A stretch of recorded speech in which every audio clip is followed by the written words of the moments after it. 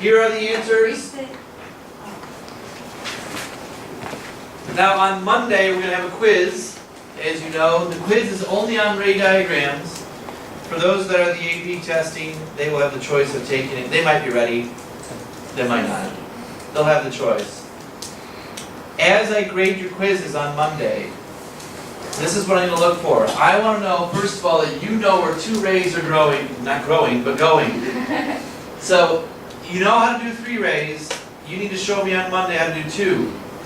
So here are 2 correct ones. You know the third one goes through 2F. But you only on Monday have to show me 2. I also want to see on Monday these arrows that tell me that you know the direction that the light is traveling.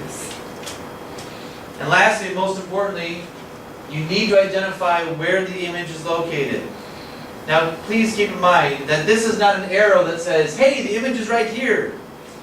No, this is the image. So you need to have it drawn upside down and going all the way to the principal axis to get credit on Monday.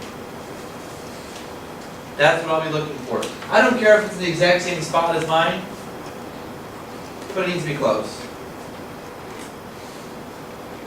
Number 2 is right there. Again, if you did it exactly right, you should have the object being exactly below the image, or the image below the object. Number 3 should look like this. And then there's number 4 at the bottom. On the back side, for number 5, you got to choose where you wanted to put the object. Anywhere to the left or in front of the mirror. So here's where I put mine. No matter where you put it, your object is over here. Your image over here ends up being smaller, virtual, and upright. If you put your object way over here, then your image is somewhere in this area and it's really small. If you put your object closer to the mirror, like right here, then your image is about right here. Still smaller, but not as small as the one that I've drawn. Now, for the chart down below, here's what I would do. If you flip to the front side, you can see all these different spots. Like here's DO is greater than 2F. So on your chart, I put my image position as between 2F and F.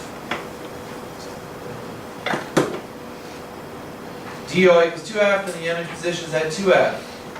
And greater than 2F. We're going to skip that one for a second, the 4th one. I'll show you that in a minute. And the last one is behind the mirror. Wait, what's the first one? It says... It's hard to read. This is between 2F and F. The first one. Then it goes inverted, inverted, inverted. No image, which I'll show you in a second, and then upright. Then it's smaller, same, larger. No image. And larger. And then lastly, real, real, real, no image, and virtual.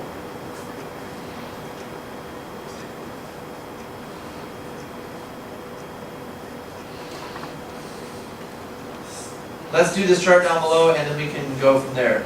So down below, for all convex mirrors, it's all the same. It's always behind the mirror. The image is always upright. It's always smaller, and the image is always virtual.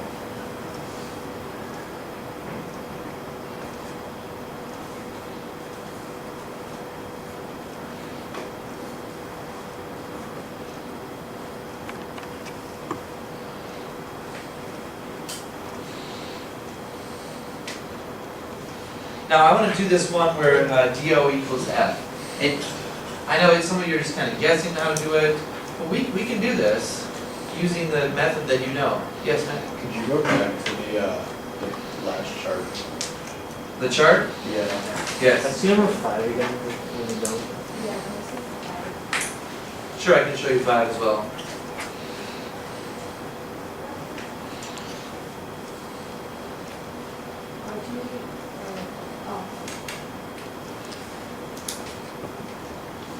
Oh, I didn't show you. Sorry. Here's number 5.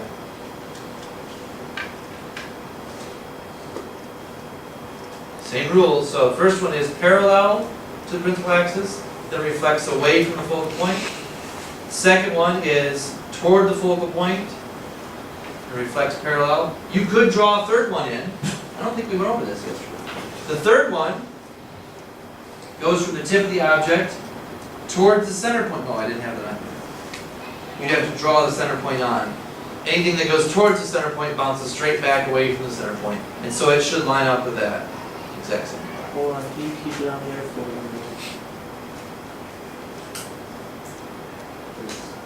What'd you say? Could you keep up there for like another 30 seconds? Yes, I'm counting my head.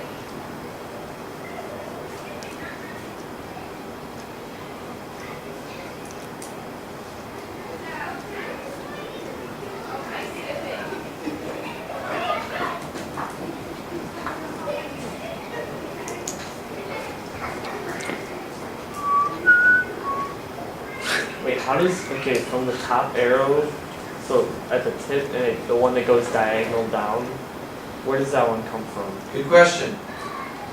This is, I think, the hardest one. The one that from the top of the object toward, it goes right toward the focal point. Oh, it's going east And up then to- it reflects parallel. Oh, So I'm using the focal point twice, right? One time it's reflecting away from the focal point, the other one is going toward the focal point. And then it reflects back.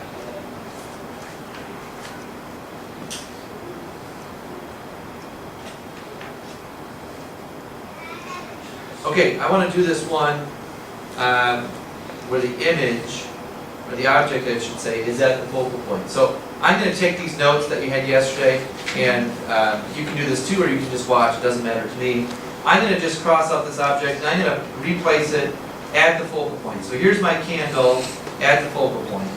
Where would that image appear? Well, let's look at it. You know one easy ray, this is good review for quiz, is one that comes parallel to the principal axis before it hits the mirror. And when it hits a concave mirror, it goes through the focal point. So there's one ray for you. That one should be fairly easy. The next one's tough because the second ray will usually go through the focal point. But if you do that here, it's not going to hit the mirror. So we have to use our third ray. The third ray, remember, is one that looks like it comes from the center of curvature. So if I have that ray, it comes out away from the center of curvature. That's I'm aiming it like that. And when it does that, it hits the mirror and it bounces straight back to where it came from. So it looks something like that. Now, if your eye is looking at these two rays, where do they cross? They never cross. Where does it look like they cross? They never cross. These are parallel lines, if you've done it correctly. And so these rays never cross, and you have no image. That's the idea. So what does it look like when Good question. It looks like nothing. There is no image. Let me give you a few examples here. So I've got this big concave mirror here. Hopefully, as I turn it, you can see yourself in the mirror. Yes, at some point you can? Okay. Now, I think you're all upside down. Is that correct? yeah. Okay, so you're upside down. Actually, do this. Flip to the front side of that paper. And right now, this situation where you are the object is either 1, 2, 3, or 4 on your paper. So talk to somebody nearby you and figure out which situation is this, 1, 2, 3, or 4.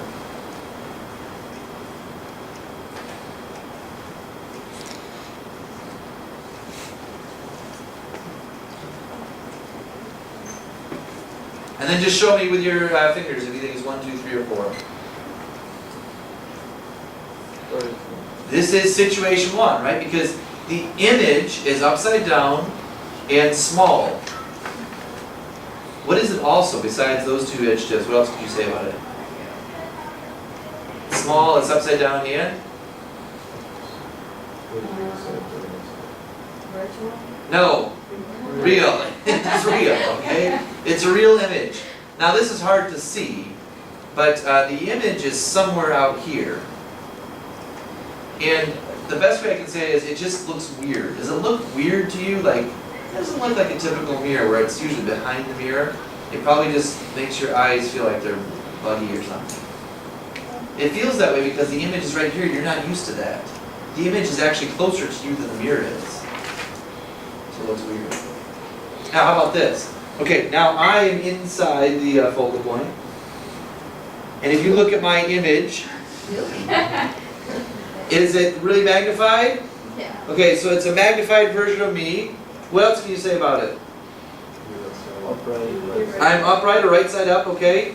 And lastly, does it look like my image at least, is behind the mirror or in front of the mirror? Behind the mirror, yeah. So look on your chart again and tell me which of those four, 1, 2, 3, or 4, is this situation. And just hold up your fingers for which one you think it is. So I'm upright, I'm larger, and I'm virtual. That's number 4. Okay, number 2, I'm upside down.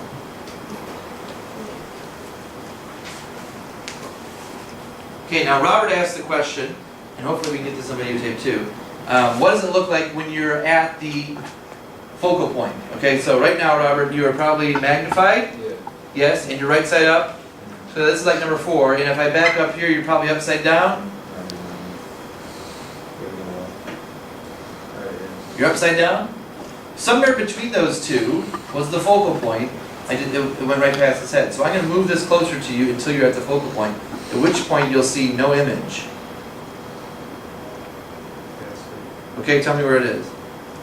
It's like behind it. So do you see any, what do you see? Like Anthony was upside down. Anthony wasn't. Oh, wait, now I just see. Sam. No, what do you see about yourself though? Nothing. Nothing. There is no image of you, right? Yeah. It should be like a blob of Caucasianness. Is it? Yeah. There's no image at all. I have a theory about vampires. Because vampires can't see themselves in mirrors. I think they're always at the focal point of a concave mirror. I don't think that's it. That's why they can't see themselves. So what about the flat finger? I think it's always concave. They create concave mirrors. Yes. Their presence Yeah, I like that. creates concavity. Right, exactly. Right. I like that. Excuse me. Okay, thank you. I also have a convex mirror in the room. That's this one right here. And with a convex mirror, describe your image. Upright. Upright, Small. small. You can probably, I'm guessing you can see everyone in the room right now. Yeah? Yeah. All kind of. And you're all upright, and you're all smaller. Are you behind the mirror or in front of the mirror?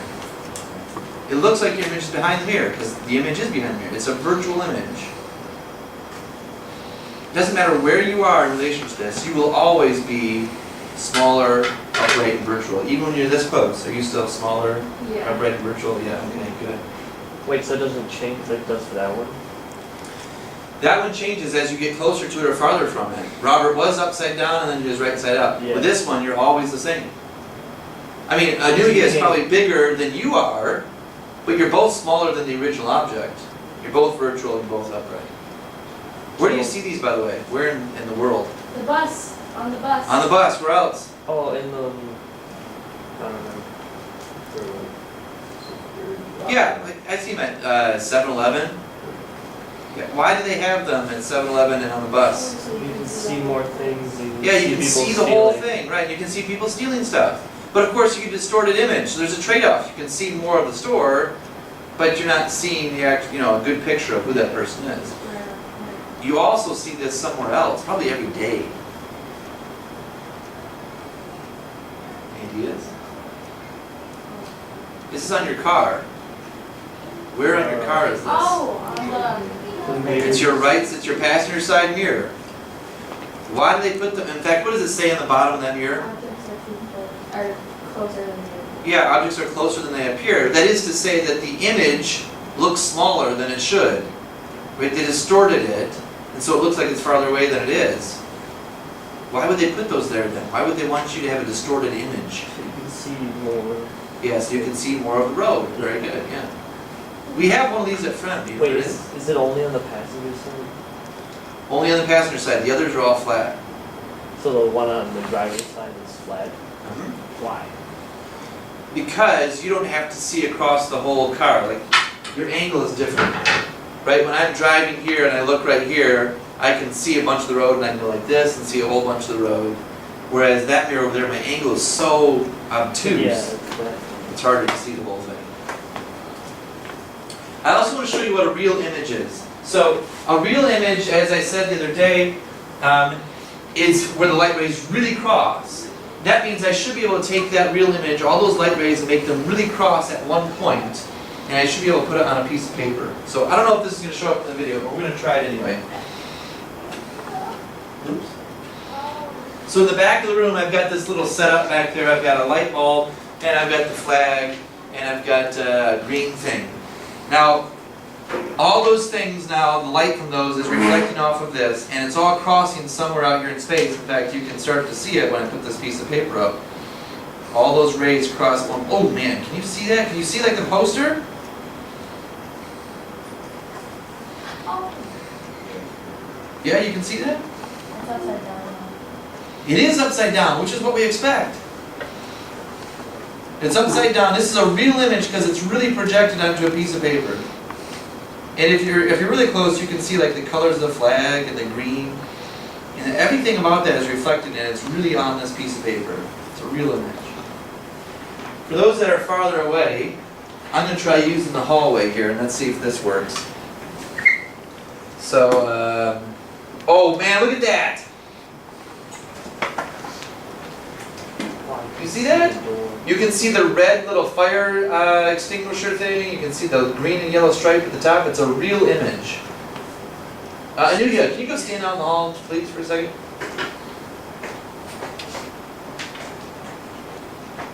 Oh, look at that! She's upside down! Whoa. Real image, upside down and smaller. Just like we expect. Okay. Now, I know what you're all thinking. You are all thinking there's got to be an equation that governs this. Yes? Yes. And you're also thinking, man, if I only knew that equation, how happy I would be. Yes! Thanks for your vociferous response. Okay. I want to give you that equation. But first we have to agree on what we mean by all these different terms. So, and I think you will agree pretty quickly on this. Here is a concave mirror. Here is the focal point. And let's say that this is the center point. Oops. If I put my object right here, then my object distance is from the object to the mirror. We always measure distances to the mirror. Always. Same thing with the focal length. The focal length is from the focal point to the center of the mirror. Lastly, if you were to draw the ray diagram, you would see the image appears somewhere over here. I'm just going to draw it like that. And that would be your image distance from there to the center of the mirror. You might already know all this stuff. Those are all the lengths that we're talking about. We're always measuring to the mirror when we measure our lengths. Now, if there's an equation, we have to know how it all works. So those are the distances, that's the numerical value. The equation looks like this. 1 over F equals 1 over DO plus 1 over DI. For that type of mirror. It's actually for concave and convex mirrors.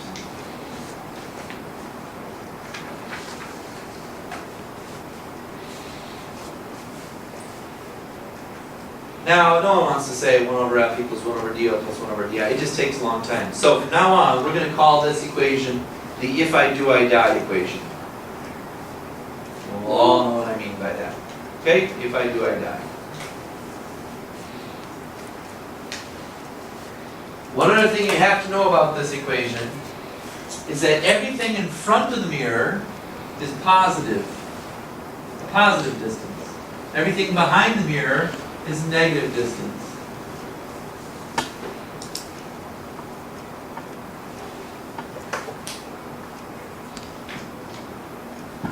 And that's true for convex mirrors as well.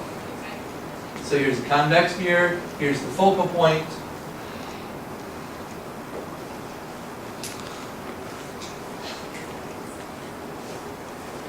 There's my object. Turn to your physics neighbor, whoever's nearby, because your friends are not here today. Turn to someone nearby you and talk about which things are positive and negative on this. DO, DI, and F. Are they positive or negative? Talk about all three. Go.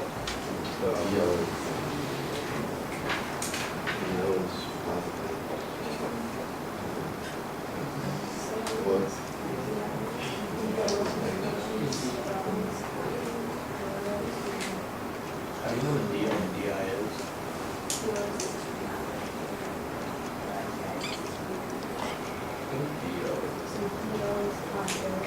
So DO is positive. DO is from the object to the mirror. That's positive because it's in front of the mirror. The focal length is going to be negative because it's behind the mirror. In this case, if you drew the ray diagram, you would know the image is behind the mirror, so this DI is also negative. And the same equation works if I do I die. There's one more equation I want you to know. It's the equation that relates the height of the object and the height of the image. So I'm talking about this height, that's the height of the object. This height is the height of the image. And the equation that relates those two is this. HI over HO equals negative DI over DO.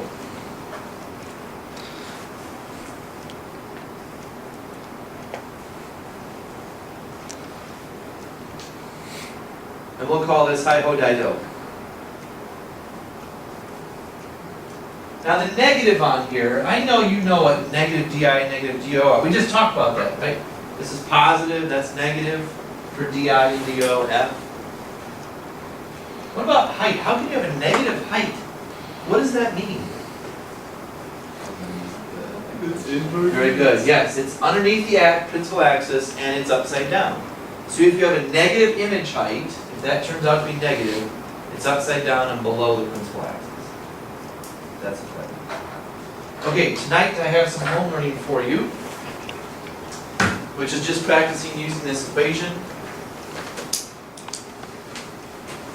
The first one's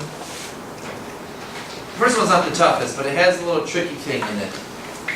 So with the 7 minutes left of class here, I think you should at least do number 1.